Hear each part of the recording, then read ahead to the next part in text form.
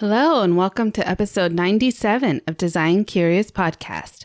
I'm your host and mentor, Rebecca Ward. Today on the podcast, I'm going over a list of some must-know vocabulary words that every designer starting out is going to need to incorporate. These are words that I use almost every day, maybe in my design world, especially when I'm doing presentations or site visits with clients. It's really good to have this vocabulary knowledge to help them understand what you're talking about, to help explain your design, and help them to love your design. So I'm going to get into that in the episode.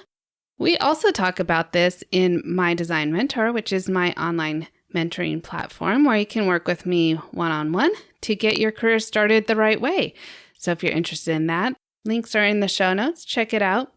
We have episode 100 coming up pretty soon in a couple weeks, and I will be speaking with my employee Lily, my designer, and she's going to share her story, but we also have a fun giveaway for you. So you're going to want to tune in and win this package, this giveaway prize that we've just been putting together, and it's so much fun, and I can't wait for whoever gets this because it's going to be a great start for your business, for your career, to have all these tools with you. So stay tuned for that. Just a teaser.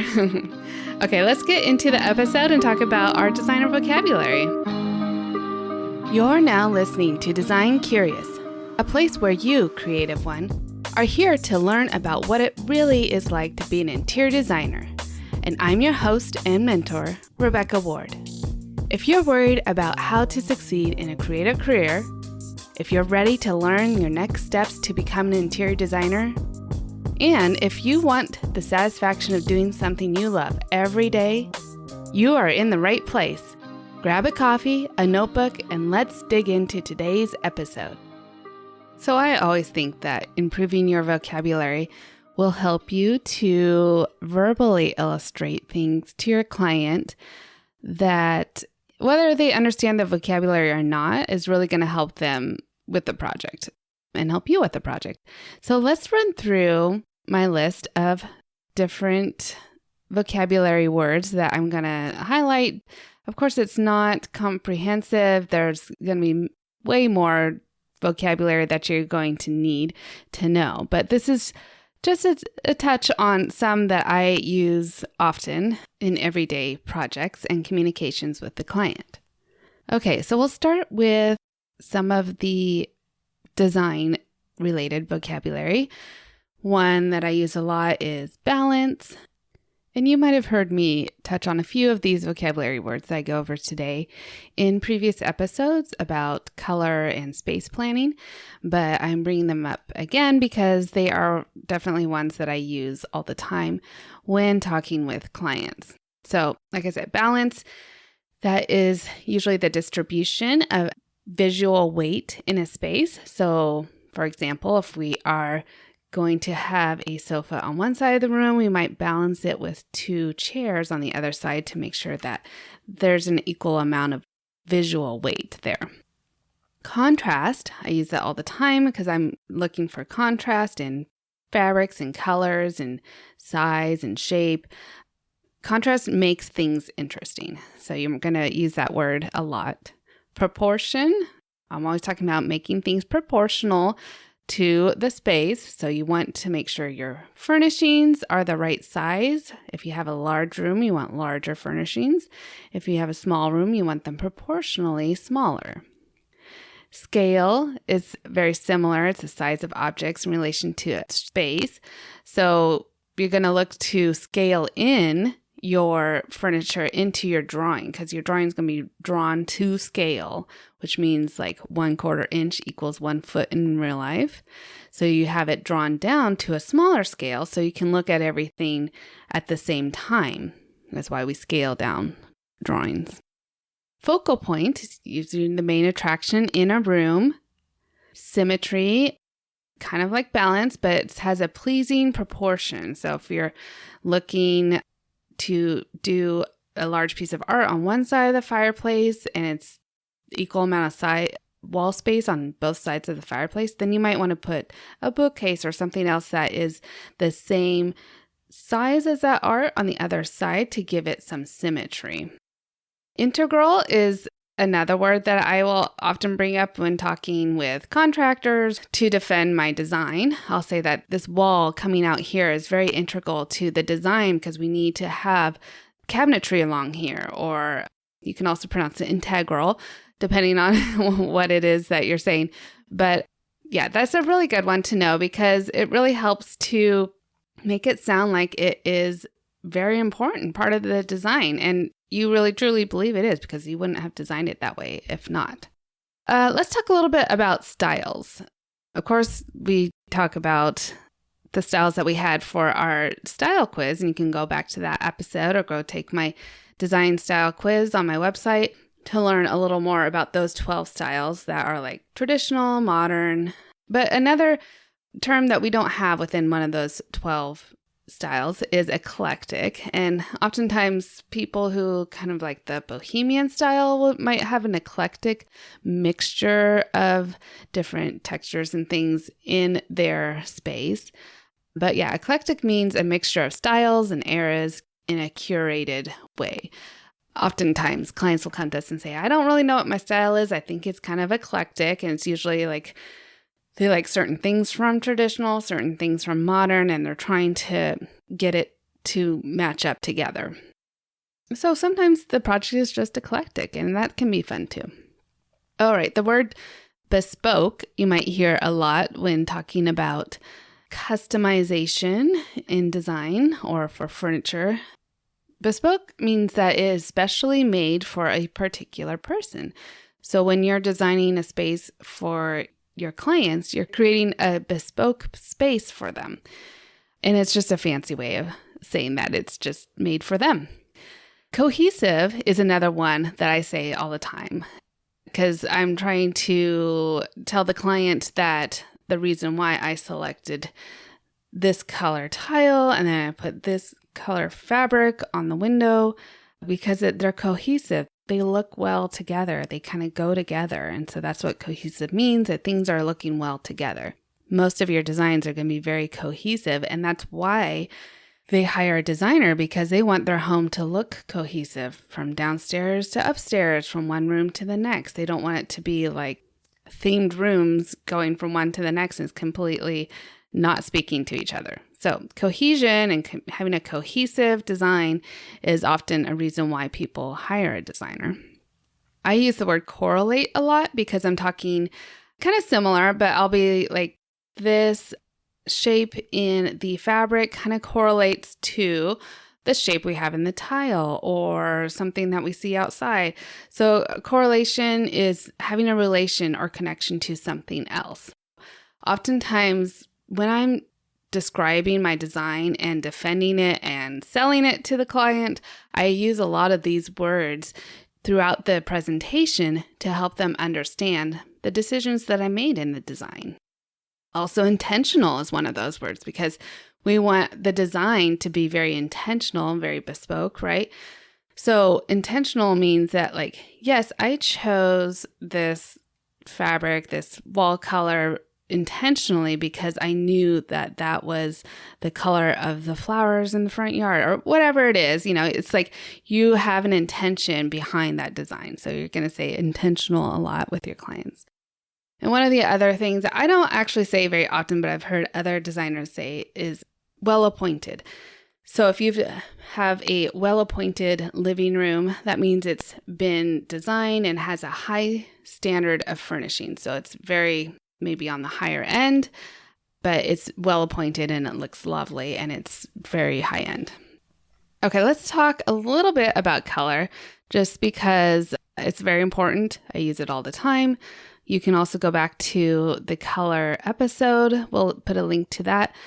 But some of the things, just quick, are hue, which is another word for color. So like red, orange, green, blue are the different hues. Tone means when you mix in gray with that color. So you'll see what kind of tone you get. I also use this for when you're mixing in grays that might have certain colors underneath those grays. So it might be a purple gray, it might be a green gray. So you kind of get some tones of other colors coming through into that color. That's how I use it. I'm not sure if that's 100% correct, but that's what I'm doing my color consults. I'll use tone a lot because I'll be like, oh, that has kind of like some red tones coming through. If you say the word tint, that usually means that you're mixing it with white, so it's becoming lighter and lighter. If you say shade, that you're mixing it with black, so it's becoming darker and darker. So I want a darker shade of that blue, or I want a lighter tint of that pink.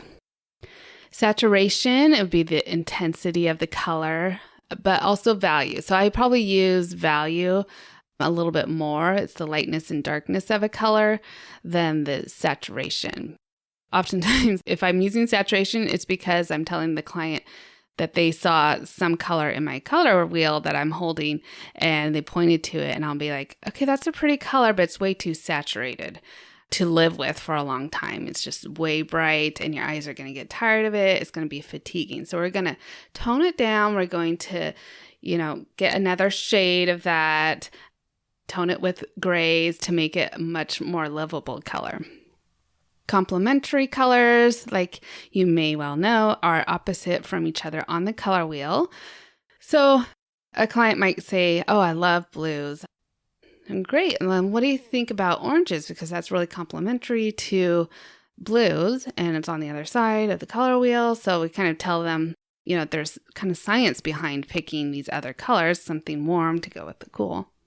Monochromatic is if they love all shades of that one color together. So shades, tones, tints, all together in one space means it's monochromatic. So if they love red, for example, then they'll have light red, dark red, pinks, and other things in that room and hardly any other color. That means it's monochromatic. Okay, moving on to fabrics and patterns. So textures, definitely one I say a lot. I've said it earlier in this podcast.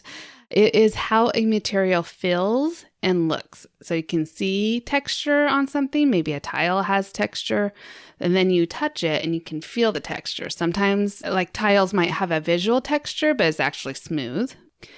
Fabrics will definitely have a lot of texture. So if you want a big chunky texture to it, if you want more of a smooth, clean texture to it, you're going to be using that word a lot. Rough, fuzzy, woven, all these different textures come up in all kinds of finished materials.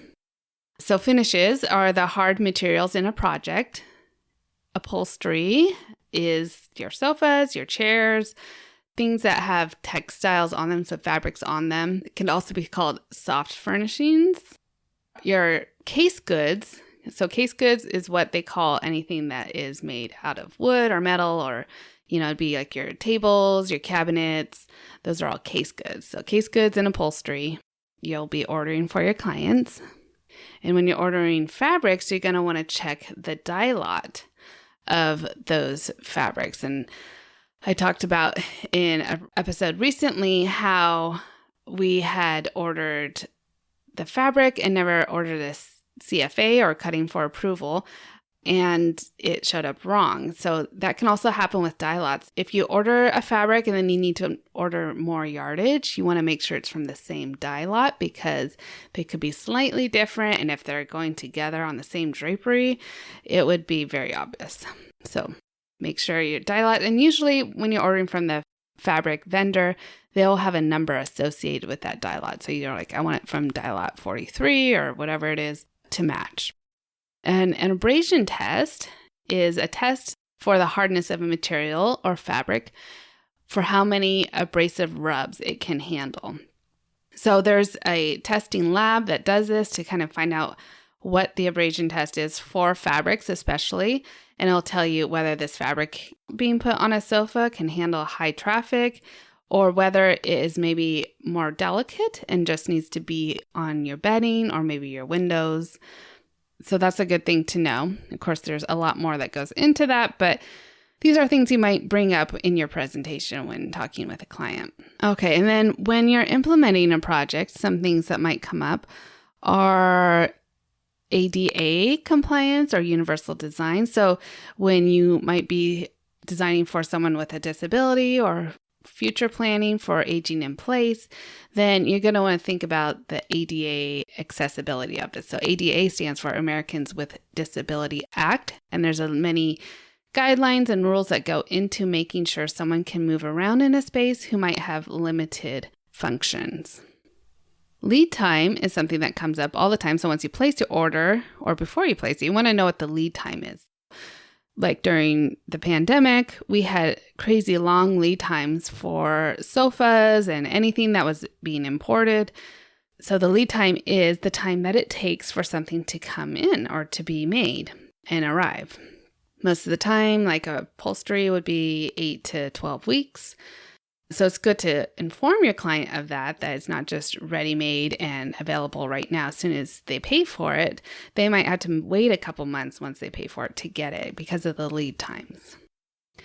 An elevation, so this is a drawing that shows what something looks like in 2D on a vertical plane. So in construction, it shows a wall usually. So you're going to see what a wall treatment might look like, where the window's sitting on that wall.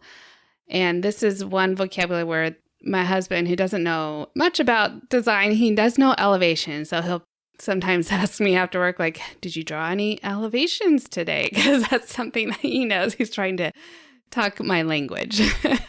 But yeah, elevations, you're going to draw usually for all your bathrooms and your kitchens, wherever cabinetry is going, wherever you're having tile work done, anything special done to a wall, you're going to draw an elevation to show your contractor how to build it.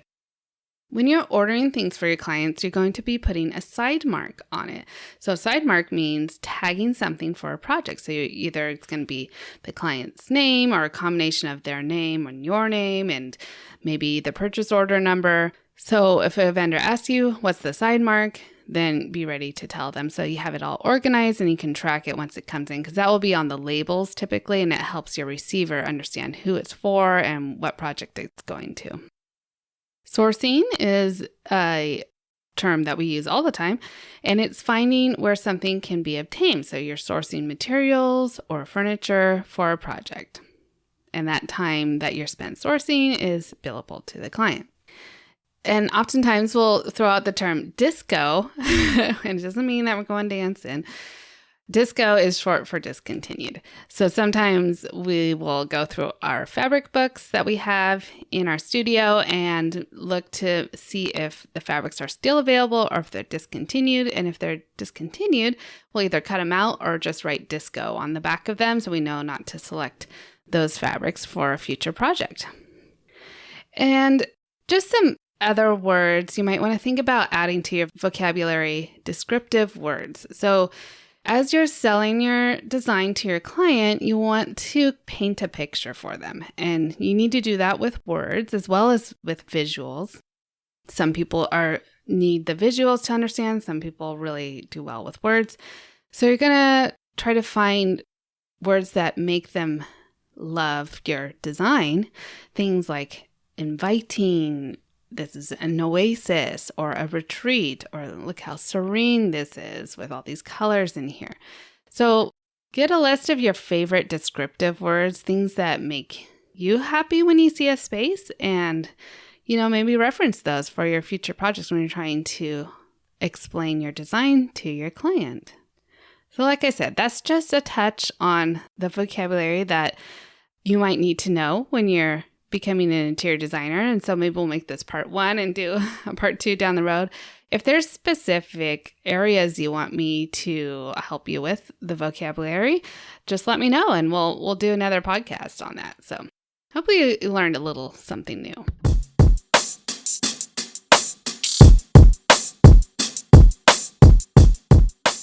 So I know that was a lot in a short amount of time. You can send me your favorite descriptive words or your favorite vocabulary words that you use as a designer, and I'd love to know and add it to my list. So that's all I have for you this week. Stay tuned. I have another great episode for you next week. If you want more in the meantime, check out the show notes. There's a whole bunch of links for downloads and a quiz you can take and my design mentor. So I'll see you next week, and until then, stay creative. Thanks for listening. If you love this episode, please leave a rating and a review. This helps me reach other curious creatives like you. If you have a topic request or would like to contact me, simply head over to my website, rwarddesign.com, or email me at podcast@rwarddesign.com.